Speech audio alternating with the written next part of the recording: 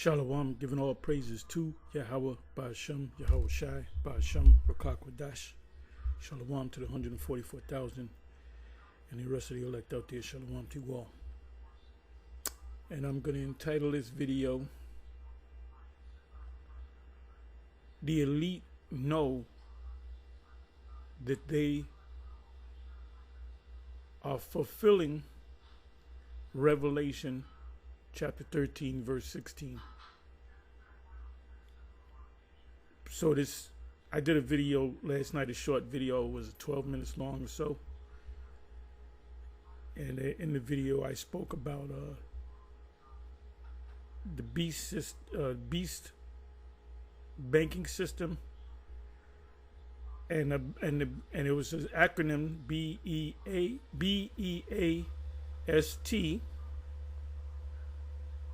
BEAST, which stands for banking, euro,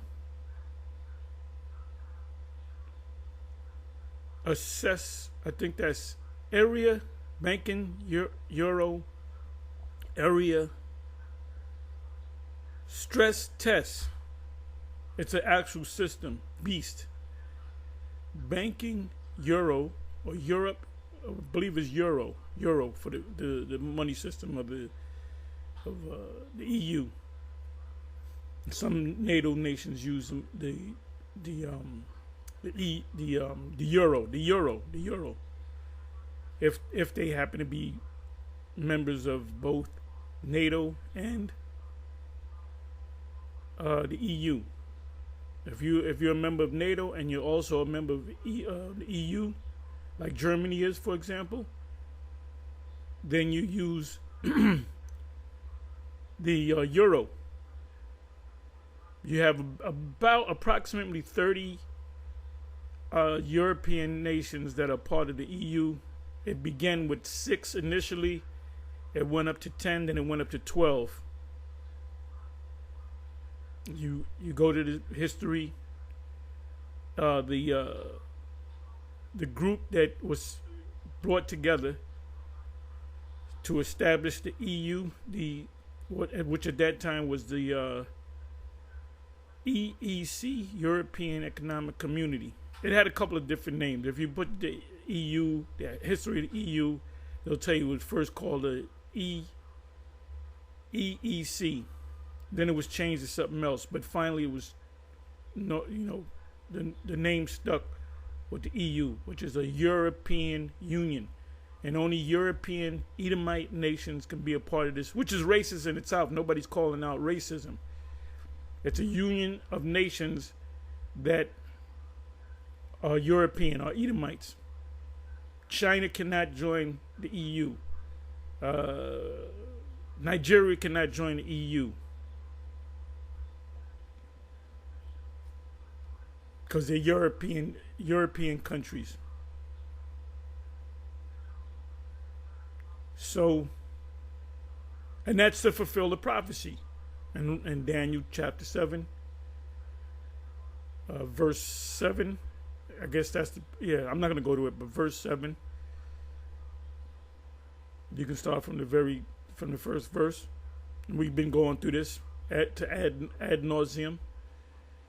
Till it's nauseating, and also in Revelation. These are the only 2 books in the Bible that they're gonna actually mention the word beast. So in the video that I did last night,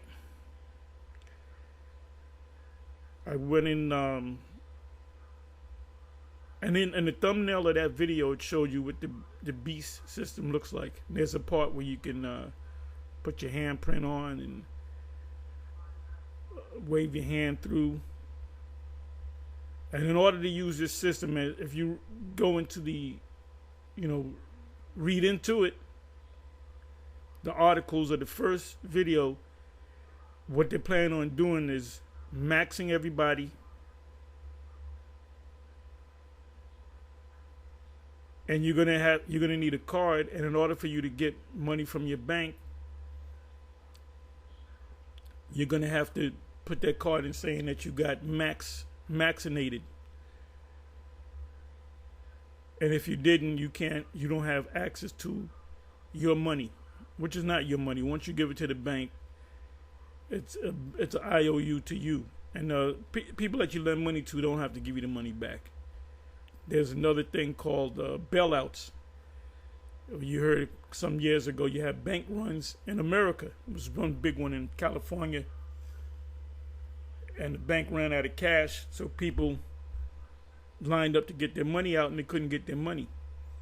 So the government had to bail them out by giving them maybe 100 billion, 50 billion. Because there's a thing called, what's the term? I hadn't heard it in years. Fractional reserve banking. Matter of fact, you know what I'm going to do? Bear with me for a minute. All right, let me go to this one. Okay, I'm right. Okay, good.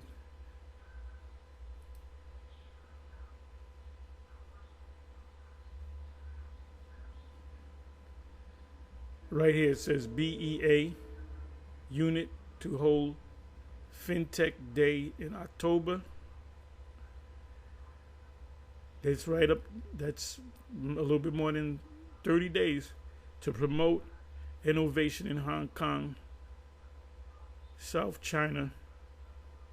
Morning Post. And by the way, Hong Kong is like equivalent to. I got to go more into the research. Hong Kong is like the Washington, the D.C. of America. It's like the capital, financial capital. Hong Kong has its own flag. You have the Chinese flag, but then you have, I believe it's a red flag, a red field with one star. The Hong Kong, I believe it's a flower, lotus maybe. You can look it up.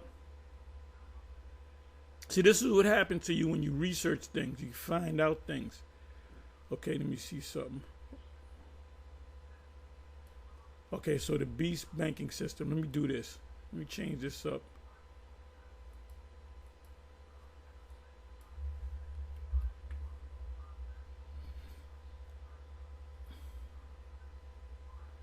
Let me come over here.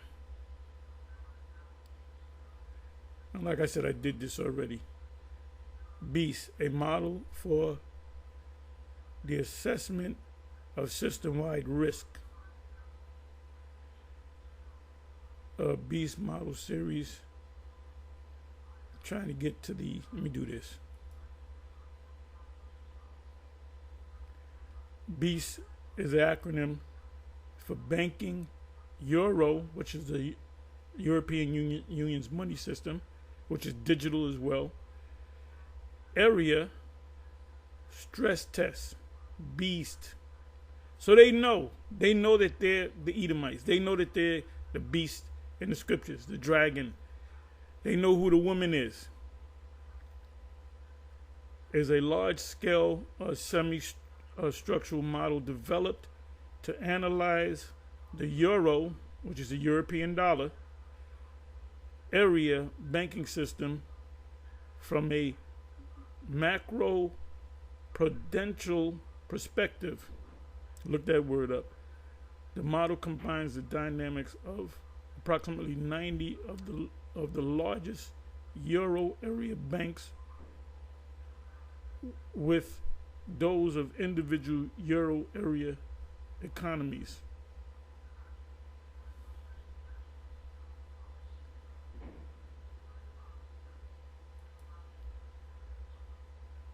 So now the Chinese version of that is BEA. ST's added. Beast. Do this again.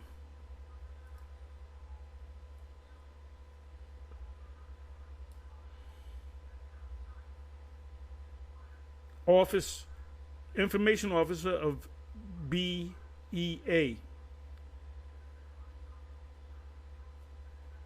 said the bank's Beast platform will hold its inaugural fintech day in October. So we're talking about a little bit more than 30 days. About 35 days.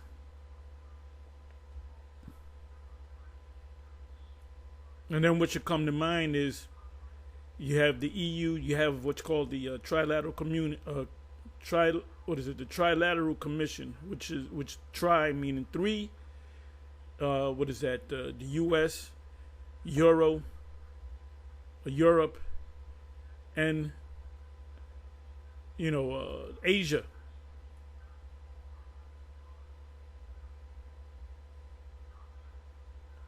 See, if they said that the black Hebrew Israelites, they're the real people. If Esau started saying it, people would believe it. Jakes would believe it.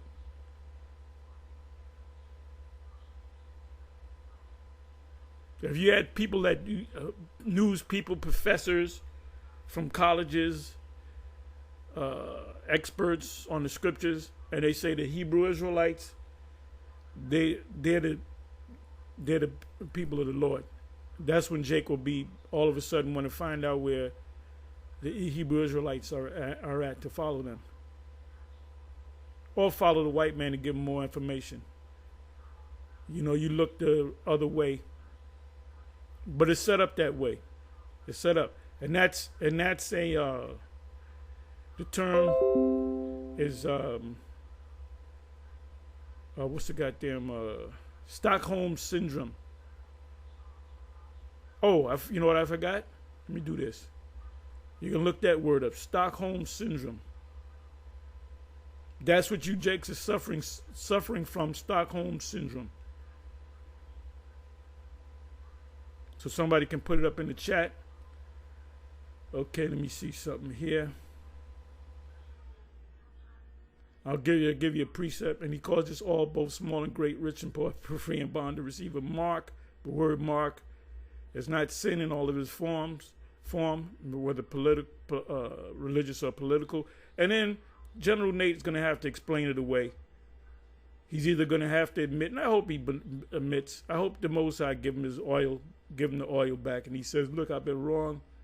GMS been right all along. We have to follow GMS. He'll never say that, unless the Most High get on him to say it. Okay, so let me do this. I said fractional reserve banking. This is why you have bank runs. Because banks do not have the money that if they claim their bank is 100 billion, if they'll be lucky if they got 10 million in the bank. Fractional reserve banking. I'm bringing it up so you won't say, oh, you just made that word up. Fractional reserve banking is a system that allows banks to keep only a portion of their deposits in reserve. So if a million people went into the bank and left $10, put $10, that would be what? $10 million. Now, the beginning, when you go into the history of fractional reserve banking, you are required to only hold 10% of your reserves. So if a million people bring $10, that's $10 million. Guess what? They can take, what is it? A million people, that's 10 million. They can take out 90% of that, which is left.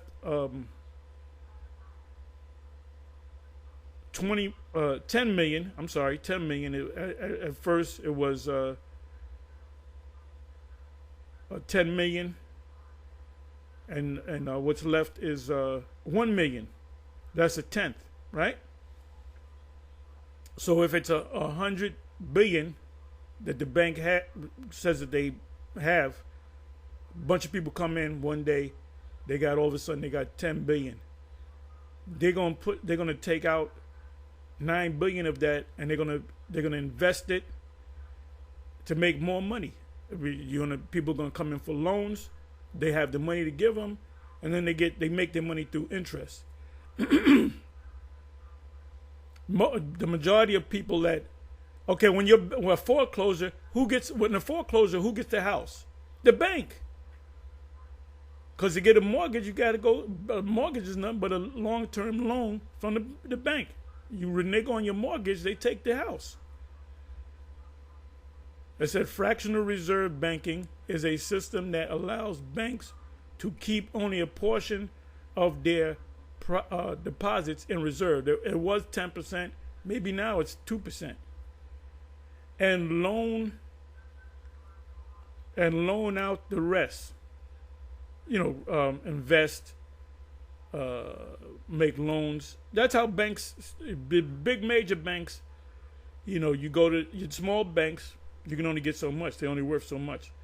The reserve requirement is the percentage of deposits. Now, I went for a loan at this bank I've been dealing with for years, maybe 20 years, and I asked for a loan.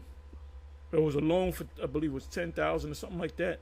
10,000, and they checked, but this was in the middle of the sea ragamuffin, and they straight up turned me down. And then the woman, she's from Africa. I believe she was Ghanaian, which usually Jake, and but she was showing me a lot of tricks. He said, I'm gonna show you this, I'm gonna show you that. She was showing me. She said, you can take your check. If you get a check, you can take a picture of it on your phone. It goes right in the bank. And she's showing me a lot of different tricks. But anyway, she called, and they basically pulled my record up, and they said, nope, we're turning it down. And then she said, you know what? They turn most people down. But it was in the middle of the sea ragamuffin. And she gave me my score. My score was high enough. I had a good credit score. It was over 700. Let me just put it to you that way. There's 3 companies. Somebody helped me out. I think TransUnion is one. Equifax. I forget. There's 3 of them. There's 3 major ones, and you can get in contact with all of them directly and find out what your score is. But I remember one of the scores was over 700, which is good. You tell somebody you get 750, oh, that's good. 800, you straight. You see? So she said the reason why you ain't getting this thing because of this sea ragamuffin. They don't trust nobody. But anyway, that banks deposit that banks must keep on hand, which can range from 0 to 20. It used to be 10. Now they're saying 0 to 20, so they can keep 1%. So if everybody decides to come, let's say half of the people that have bank accounts decide to get their money, that's a crash right there. They would have to. It's called a bank holiday. I'm gonna give you that too. See, we go into the scriptures, but we go into these secular conversations to make you better understand the scriptures. That's why ultimately they're going to have a digital system. You go through a red light, you taking your sweet time paying a ticket, they're going to take it right out. Go through a stop sign, they got a picture, a certain amount of tax you owe. They don't sweat it. They go right into your account. IRS, okay, he owes 20,000 or whatever, 30,000. They're gonna take it right out. So it's gonna be smooth selling for them. That's why they're setting it up, and you people don't know.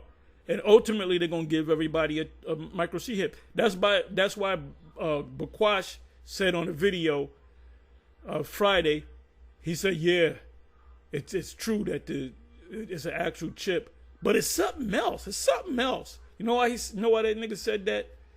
Because he don't want to be found out that so we can't tell him he's wrong. I said, nigga, you wrong. What you mean it's something else? So Bach said the same thing. Yes, it could be the chip, but it's something else. Because they would have to all admit that GMS was correct. For example, if a bank's reserve ratio is 10%, it can lend out 9. Didn't I just say that? Didn't I just say that to y'all? I ain't gonna believe this. So I don't know. He ain't no banker. Nigga, I'm reading now what I said 5 minutes ago, fool. 90% of its deposits, banks can keep their reserve as cash or in the form of balance in central bank account, digital. When you go to check your bank at the bank kiosk, the money that you see there is digital, and then you have to say, I want $1,000, I want $500, and that digital money that you see on the screen comes out as actual money. The majority was 90% of my bills are taken out automatically. So that's digital transactions, which I don't even have to deal with. It automatically comes up. I get a prompt on my phone. So you got Jake still going to the check cashing place, which the check cashing places are owned by banks. And then they make money. Instead of your black ass putting 1,000 or 500 in the bank, you go to check cashing and they're going to take money out of it. Fractional reserve banking is a system which only a fraction of bank deposits are required to be available for withdrawal. Banks only need to, and like I said, this is a bank run. Let's see what they say about a bank run. Let me do this.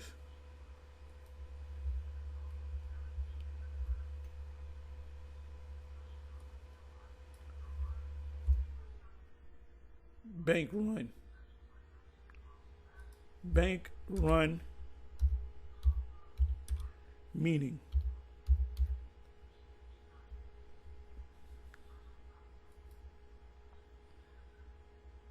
A bank run happens when a large number of people withdraw their money from a bank at the same time. Let's say there's a billion in the bank. All they got is 900 million. All they got is 900 million that's circulated. So they got 100 million. So everybody decides to get their millions. They can't do it. And they'll question you, why you want to give me 30,000. Why do you need $30,000? First of all, this is my money. But by law, that's not your money. There's another thing called bail-ins. I spoke about bailouts. There's a thing called bail-ins where if the bank to save the bank, the bank can use your money to save itself. So it can take your money. Usually because they are concerned that the bank will fail or run out of cash. And that's what it means, because they don't have the cash to give to people. This can lead to a liquidity crisis or the bank defaulting. That's why you hear about banks going in the 90s, banks going to Freedom National Bank in Harlem. Niggas was all lined up. We found out how rich niggas is in Harlem. Some of them had old Jakes with a couple $1 million in the bank, and they can only get $250,000 under the FDIC. So they got your ass. Let me see something. So I'm learning you. I'm making you understand when you go into the scriptures, and this is how we know we're experts on the MOTB. Because we're telling you exactly. They don't just put a chip in you. It links up to the bank, man.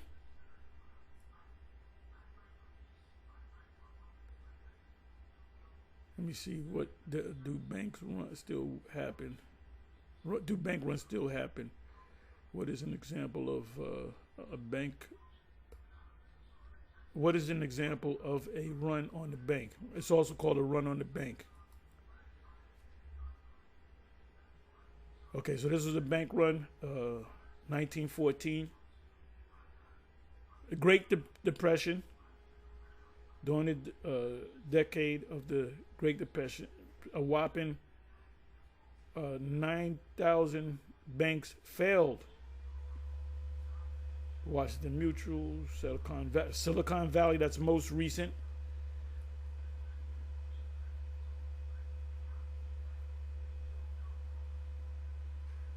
People panic. Your bank is going to fall. Then you run to the bank to get your money. It's cause it's causing bank run illegal. Let's see if it's illegal.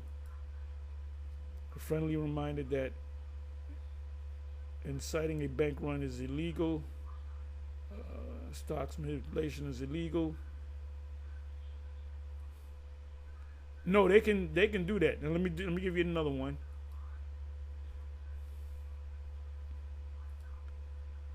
A bank holiday, meaning bank holiday. Here's the definition of bank holiday. A day on which banks are officially closed, observed as a public holiday. But it goes deeper. They can close a bank and call the bank holiday on a particular holiday and never open up again.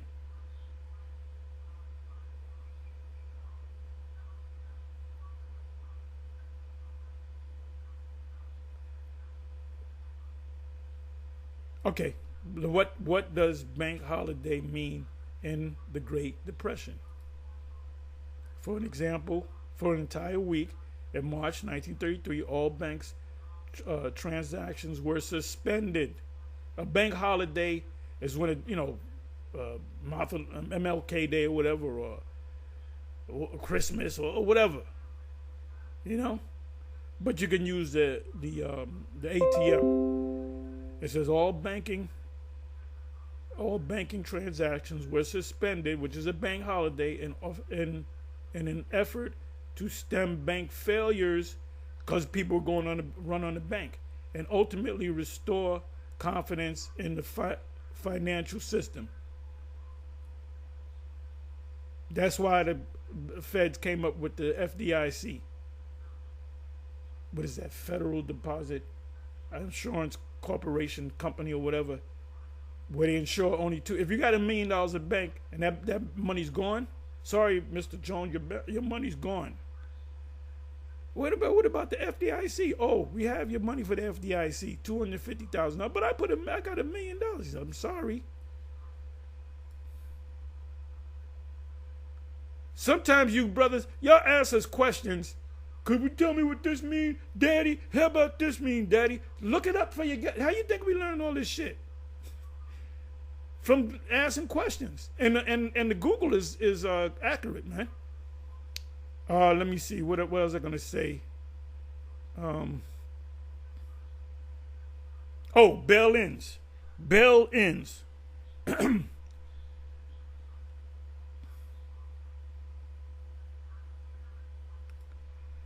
What is a bank bail-in? A bill of Here's the exchange. definition of bank bill. A bill of exchange drawn by one bank on another. That's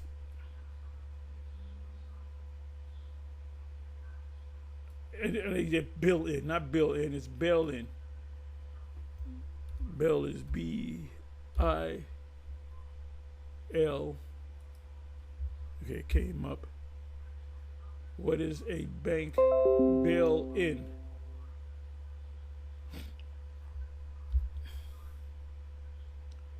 A bank bail-in is a financial tool that helps banks that are at risk of bankruptcy. Bank is going to go bust.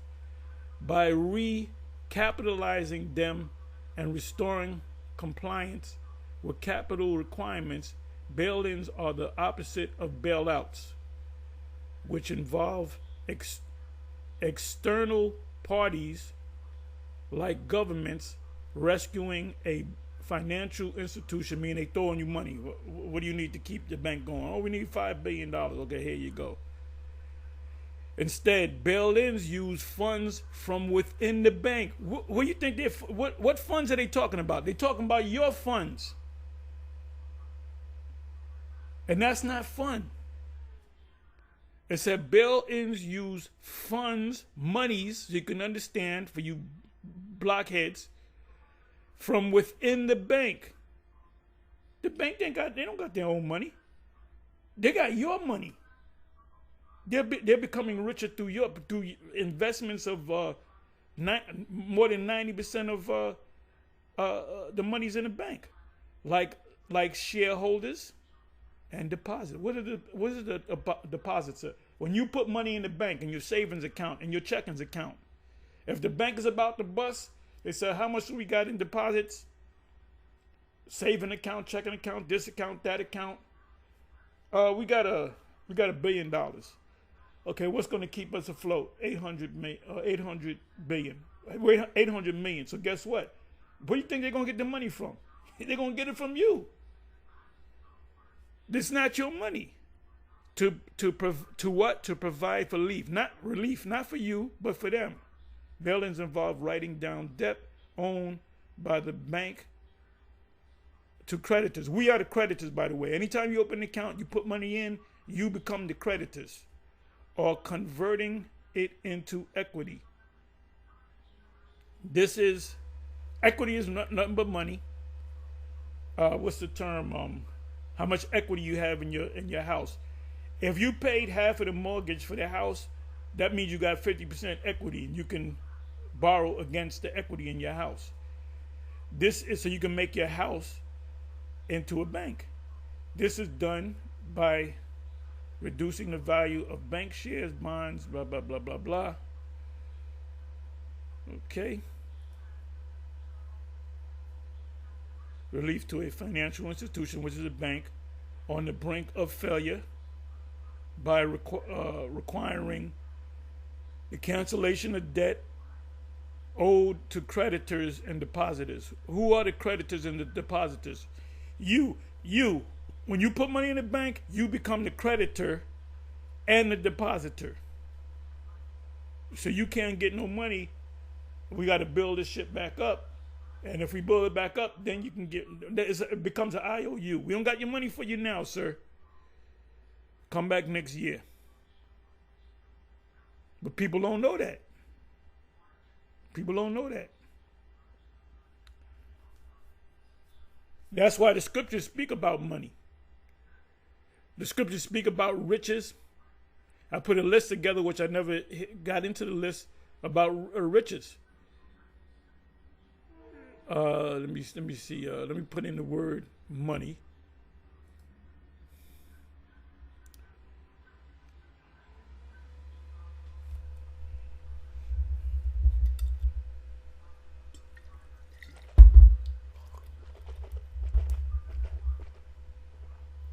There's so many ways I can go. I can go all day with this.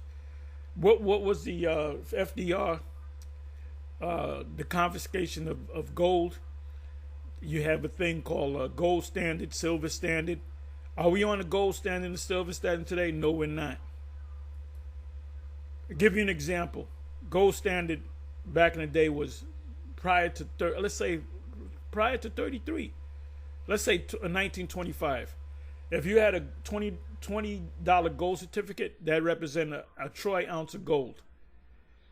That same gold is now worth $2,500, and experts are saying it's going to shoot up to $3,000. I said this years ago. I told this gold, silver guy that dealt with coins. This was when the gold was about 700, and I said, the gold's going to go to 1,000, and then eventually it'll go to 2,000. He said, you don't know nothing about this, son. And then it went up about 6 months later. So I don't remember. I went back to the place, and he looked at me. He thought he saw a ghost. He said, you know something? You were right. You were right, man. I remember when gold, back in 95, 96, gold was $200, $190 to $200. Now that same gold, if you was to purchase that gold back in 94, 95, 96, that same gold piece is now worth $2,500 plus dollars.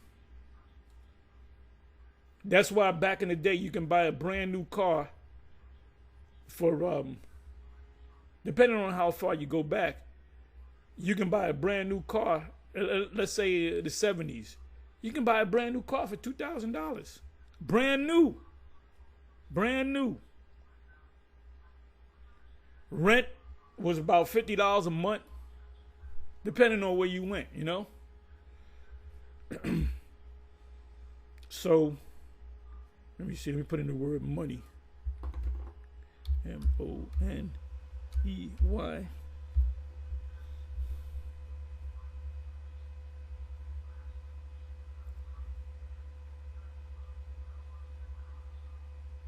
These devils in the financial world, that they stay rich and never go broke, as they deal with stocks. They do a thing called, and I was looking into it. I knew what it was before I looked into it. It's called I was into it yesterday. It's called what is it called? Day trading. I knew what it was, but I in my mind I said I know what day trading is. You know, you're buying and selling all day, and you're making a little money here, a little bit of money there. That's how they stay rich. So I said I looked it up, and that was the exact definition. And you can get into day trading, but you got to know what you're doing. But the people that make the real money are people that, you got a person that's worth 150 billion, they dedicate 10 billion to that. In day trading, in no time, that's why you hear this so and such and such. Last year he was worth 50 billion. Now he's worth 150 billion. Because it's all about investing. Big money makes more money. Wow, money is in here. And by the way, money is silver and gold. Anytime you see money, it was silver and gold. As a matter of fact, let me do this. Let me do it this way. Gold.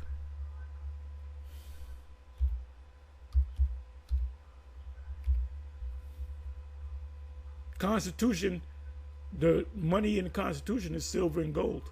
Never changed that. But y'all don't know because you don't study. You rely on us. When are they coming out with the new test, a new video, so I can learn more? Let me ask this guy a question. There's nothing wrong with that when you're new in this thing. But if you're in this thing for 5 years, you're supposed to bring new stuff to the table. You understand? Right, Havilah is Arabia. Part of our land in the kingdom is going to be Havilah. Look at this is Genesis 13 verse 2. And Abram was very rich in cattle, in silver, and in gold. So where's his bank account? He ain't had no bank account. He actually had gold and silver and cattle. If you have cattle, you got to have land. If you have a farm, that's why it's important to have farms in this country. You know, you got the Bible Belt, middle America. Those people are all rich. Real estate, you can't go wrong with real estate. People need a roof over their head, right? And food. That's what made Egypt great. The famine. There was 7 years of plenty and then 7 years of famine. So it was Joseph that, it was behind Joseph, the spirit dealing with Joseph. We go all into the dreams with the Pharaoh. And that's what made Pharaoh, inside joke. That's what made so-called Egypt, Mizraim. By the way, Egypt is a Greek term. The word Mizraim are the people. Mizraim, which is a Hebrew word. It says, and Abram was very rich in cattle, meaning he had land, a land flowing with milk and honey, in silver and in gold. Now, for you idiots that think you know the scriptures, the tithes, you supposed to give cattle, the shoulder of the bullock to the Levite. You ain't supposed to give them real money. That's bullshit. Because Abraham, when he met Melchizedek, which is Yahushai, showing you that Yahushai was on the earth as a man known as Melchizedek, king of righteousness, Malak Tazadak, while the Father was up in heaven. So Abraham was talking to the Heavenly Father when the Heavenly Father told him to sacrifice his son. That was the Father. Isaac, that was to be sacrificed. That was Yahushua. That was our Lord. And Abram was very rich in cattle and gold and silver. So now, Who was the first person that, it's in Hebrews 7, who was the first person that received tithes before the Levites? And Melchizedek was a Judite. Who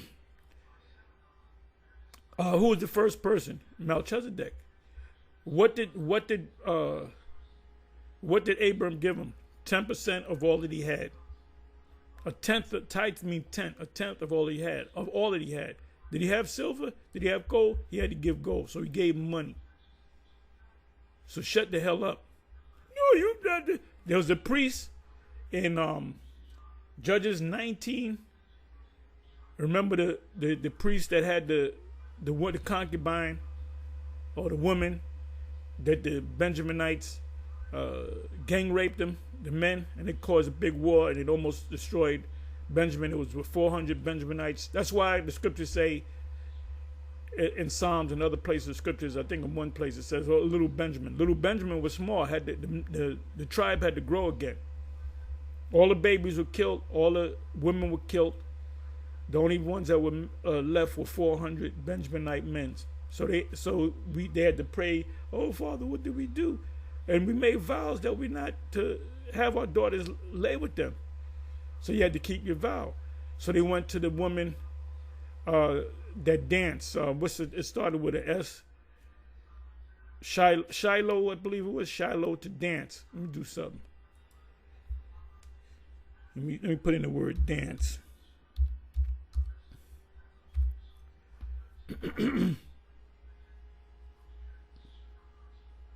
Okay, good.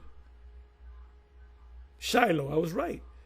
It says, so they said, well, you can grab these women up. It says, and see and behold, if the daughters of Shiloh come out to dance in dances, then come ye out of the vineyards, meaning hide, and catch you every man his wife, or two. If they can catch two, you got two wives of the daughters of Shiloh, and go to the land of Benjamin. Take them to the land and pop. When they caught him, they immediately popped him.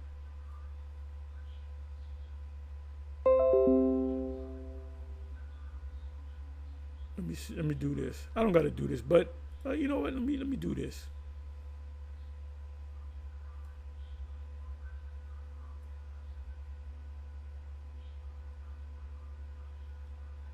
Okay, let me see. Howbeit we may not give them wives of our daughters, for the children of Israel for the children of Israel, the Israelites, all the rest of the tribes, sworn, saying, cursed be he that giveth a wife to Benjamin. So these women were Shiloh's, their fathers didn't make a vow. Only the Israelites. The Israelite men had women of the other nations and had babies with women of the other nations. There's examples of that in the scriptures. Then they said, behold, there is a feast of Yahweh in Shiloh yearly, in a place which in the north side of Bethel, on the east side of the highway that goeth up from Bethel to Shechem, and on the south of Lebanon. Therefore they commanded the children of Benjamin, saying, go and lie in wait in the vineyards. Now we went through this years ago. It doesn't. They didn't take. It could have been Israelite men that didn't take the vow at that time when they came together, or it could have been a mixture of some of the Israelite women and some of the heathen women. We went through this many years ago.